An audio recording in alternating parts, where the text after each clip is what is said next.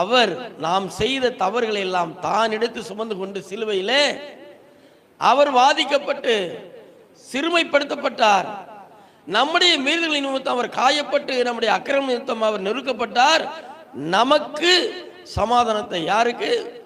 நமக்கு சமாதானத்தை உண்டு பண்ணும் ஆக்கினை அவர் மேல் வந்தது. சொல்லுங்க பாப்போம், கையை பிடிச்சி சொல்லுங்க, பக்கத்தில் இருக்கவங்களை பார்த்து.